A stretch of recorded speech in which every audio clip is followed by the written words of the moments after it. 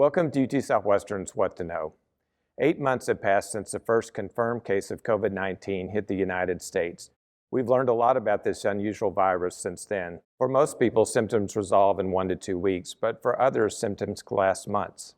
Here today to talk about life after COVID-19 is Dr. Juan Cabrera, the medical director of our UT Southwestern Physical Medicine and Rehabilitation Clinic in Frisco, and a patient in our UT Southwestern COVID Recover program, Jason Leslie.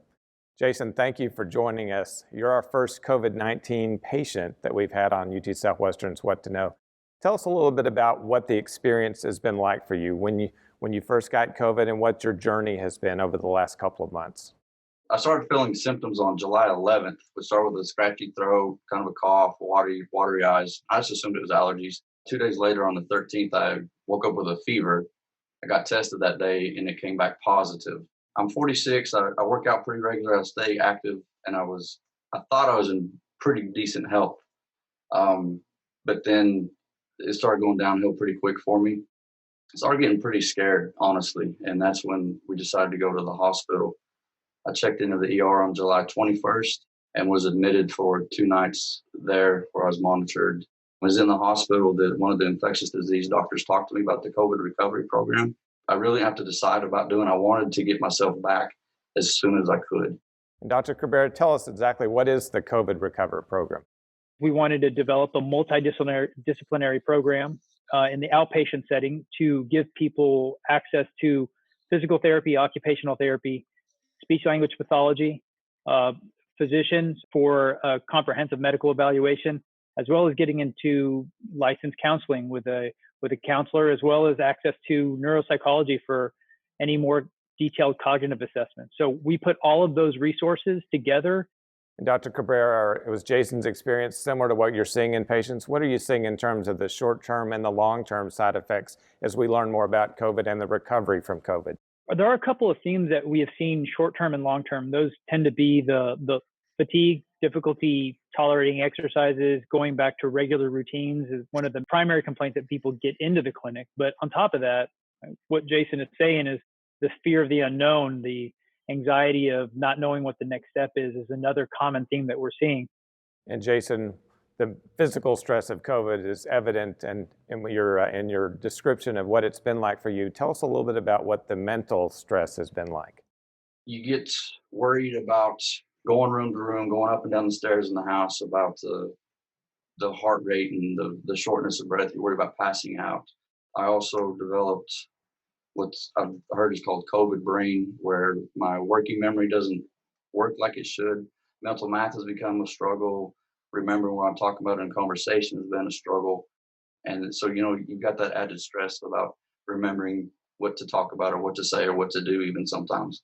So that's been pretty tough. Dr. Cabrera, tell us a little bit about what you're seeing in terms of mental stress and mental health in patients who are recovering from COVID. We are seeing people who are saying that simple things, memory, walking into rooms and forgetting why they walk in there, have been more prevalent in patients. We're just seeing a laundry list of memory complaints and cognitive issues in patients who've been in the hospital and even patients who haven't been in the hospital. Jason, tell us a little bit about what the COVID Recover program has been for you. What are the things that you've done as part of the program? I'm actually seeing 2 therapists at the clinic. One is for the cognitive struggles that I'm having.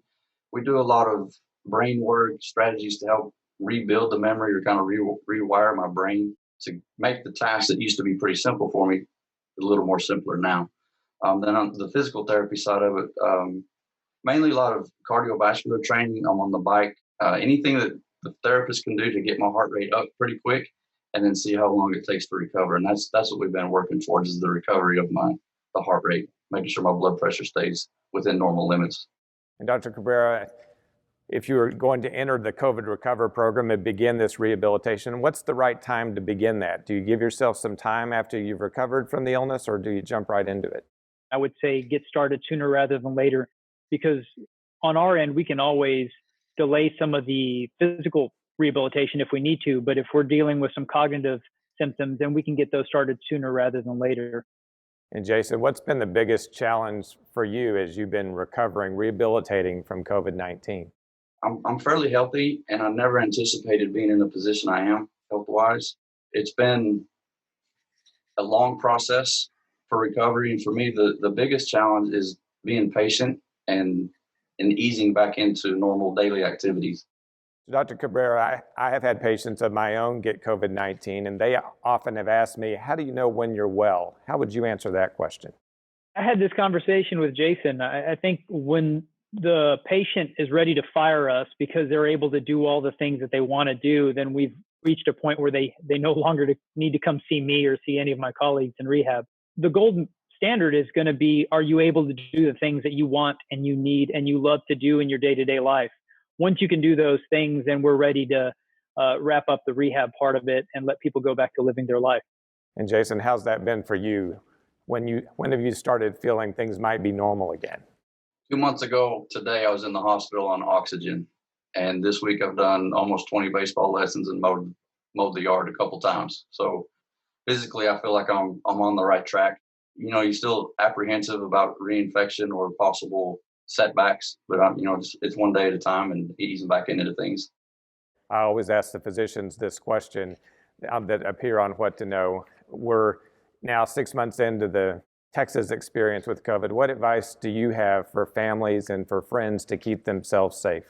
Take all of this very seriously.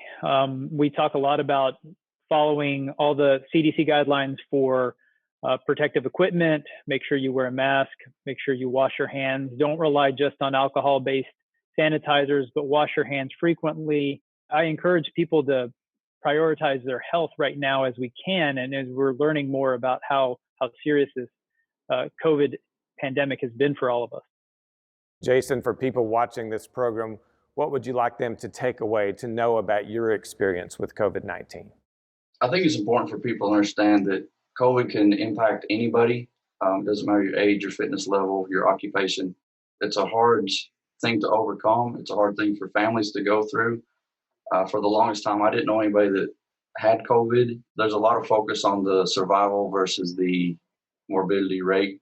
Whereas in my case, I'm glad to be one of the survivors, but the physical, the financial, and the mental toll that COVID takes on a person, it's a real thing, and I'm glad that we have programs to help. Well, thank you both for joining us. It's very helpful to hear from a patient and from their doctor about how to survive COVID, how to limit the morbidity of the infection, and to enhance their recovery. So thanks for being with us today. Thank you. Thank you very much. Thank you again for joining us. Until next week, stay safe and stay healthy.